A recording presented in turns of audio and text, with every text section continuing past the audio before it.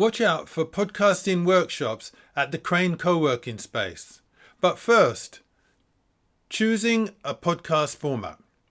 The default podcast format for many podcasters is the interview. One advantage is your guest does most of the talking and you learn. The disadvantage is coordinating and scheduling. Other formats exist, so here are a pro and con for each. The solo podcast, you don't rely on anyone else, but it can be lonely. Co-hosted podcasts, the effort is shared, but what happens if you split up? The panel podcast gives variation in voices and personalities, but coordination and scheduling issues arise. Non-fictional storytelling podcast creates the possibility of cliffhangers, but is time-consuming.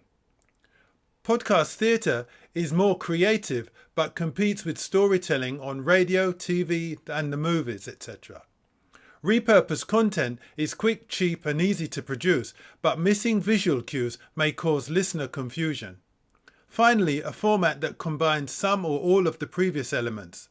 This gives the option for greater creativity, but production is more challenging. Of course, do your own research to find other formats and pros and cons.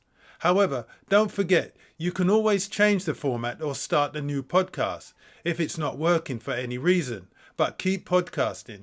So remember, be flexible, be creative, and record.